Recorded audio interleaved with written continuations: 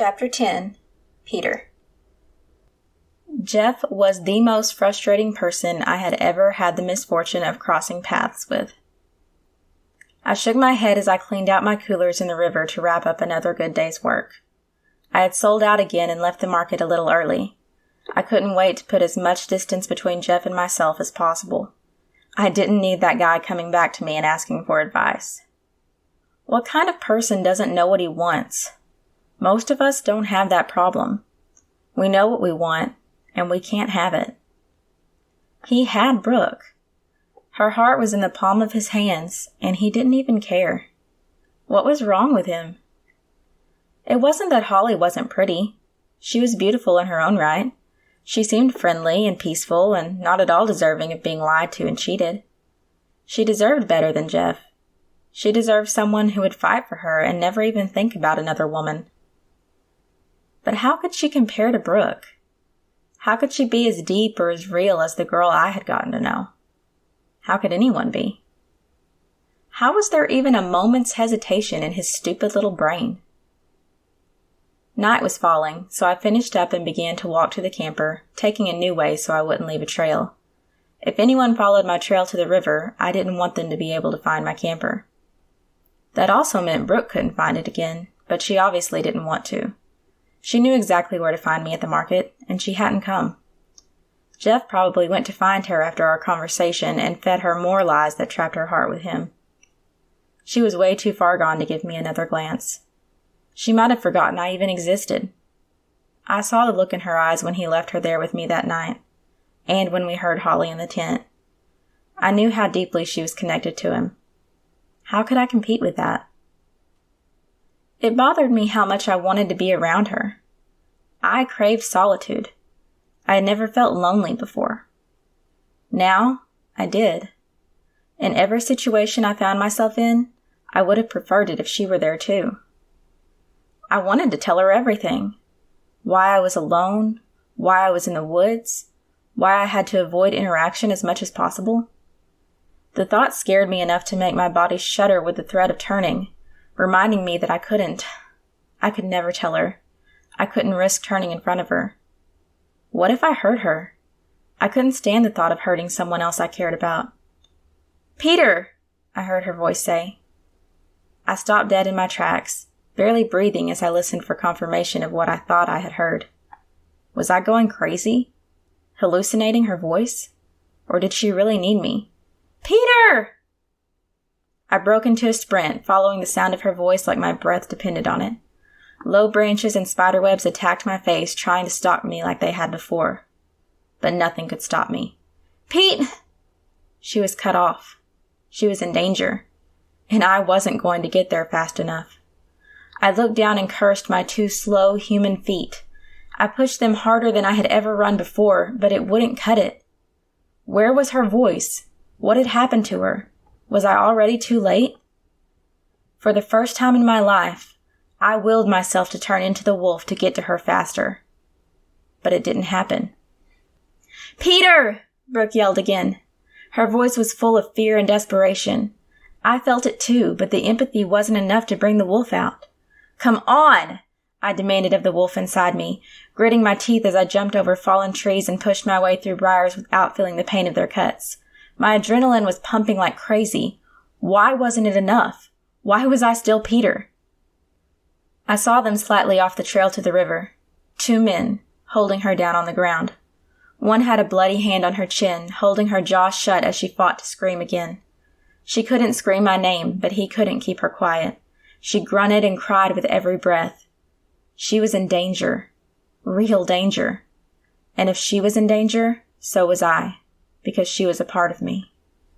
I didn't know if they saw me turn, but when I leapt at the first man, it was on all fours. I took out the one wrestling with her legs first with a feral growl. He hadn't been successful at undressing her, but his failure wasn't enough to grant him mercy.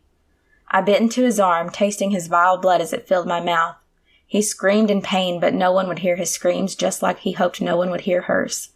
No one was coming to help. He'd made sure of that. I turned around to the other man who had backed away from the girl and tried to make a run for it. As if he could outrun me. I bit into his calf, taking out a chunk of meat.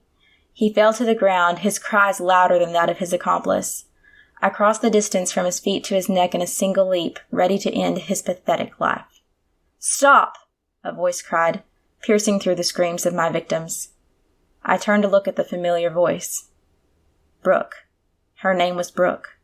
She was the reason I was here. I came to protect her. I would always protect her. She was okay. She was safe. I made it in time. My head cocked to the side in confusion. I remembered her.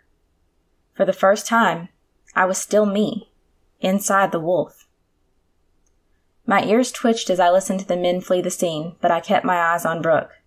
The cowards probably thought they were leaving her to die, and neither tried to save her from me. My body rumbled with a low growl as I craved justice, but I didn't pursue them. If I had, the hobbling man wouldn't have made it more than 10 feet. The other guy might have gotten farther, but it would have only been enough to give him a false sense of security. The scent of his sticky blood would have led me right to him. The wind whipped the smell toward me, and I knew I could still catch up to them. But Brooke didn't want me to. Brooke wanted to be safe, but she didn't want them to die. I lowered my head in shame and saw the blood on my muzzle. She had to think I was a monster. Letting out a small whimper, I ran for the river to wash myself. When would I turn back? How would I turn back? I tried breathing slowly to calm my body, but it didn't work. My ears perked up as I heard her footsteps behind me. She stood close to the tree line, watching me. After my face was clean, I looked back to see she was shivering. It had to be 75 degrees outside. The sun hadn't been down long enough for the temperature to drop much. She was in shock. I started walking briskly to the camper, hoping she would follow me. She did, but kept her distance. She needed blankets. She needed food. She needed to feel safe. I growled. She had said, on that very trail, she felt safe in my woods. Those villains had gone and ruined that forever. How could I make her feel safe as the wolf? She was probably as frightened of me as she had been of them. I couldn't open the door when we got there, so I stopped near the fire pit and laid down to let her know I wouldn't try to get too close to her. She opened the door, pursed her lips, and spoke for the first time. "I don't want to be alone," she said, turning to look at me. She needed me. She was still afraid of me, but she was more afraid of being by herself after what had happened. I stood slowly and took one step forward, waiting for her to verify that she was sure. She nodded and opened the door wider for me to go in first, and then shut the door behind us. I tried to move to the side and give her space, but I filled the camper. I never realized how large I was as the wolf. With my neck stretched out and my head held high, she was barely a head taller than me. She shimmied beside me toward the bed, trying not to touch me, but not succeeding. I hoped the blood was off my fur. Looking at her pale face as she climbed on my bed, I wished I could lick the blood off her chin. She probably wouldn't have liked it if I licked it off, and that was my only option. Brooke grabbed a pile of blankets and wrapped herself in them, but her shivering continued. I rested my head on the bed beside her, unsure how close to her I could get. She reached out a hand toward me and touched the fur on my face with her fingertips slightly, then began to rub my head with her palm. She smelled like the air during a thunderstorm. As a human, it was my favorite smell, but I had never noticed it on her before. It was no wonder I was so drawn to her. I kept as still as I could so I wouldn't frighten her, and she would keep touching me. My mouth stayed clamped shut so my canines would be concealed. "I don't know what's wrong. I can't get warm, Peter," she said through teary eyes. I almost started crying myself. She knew me. She knew it was me in this body. I put one foot on the bed, making it creak. It was barely big enough for her, but if she needed my warmth, I would make it work. I would do anything for her. She scooted against the wall of the camper, leaving as much room for me as she could. I hopped up and lay on my stomach beside her, resting my head on my front paws. She snuggled closer to me while keeping the blankets between us. Her shivering began to calm, and her body took on a more normal state. I hoped she was finally getting some sleep. I jumped slightly when her body started shaking again, but this time it was from sobs. I leaned my weight toward her, unsure of how to comfort her in this state. She brought her arm out from under the blankets and draped it over me, her body convulsing as it fought for breath between her cries. She cried herself to sleep, holding on to me. I didn't feel like I could truly relax until I felt her arm go limp and heard her breathing get shallow and controlled. I was miserably hot in the camper with my fur coat and her body heat, but I panted through it and stayed right where I was. If she let me, I would be right by her side.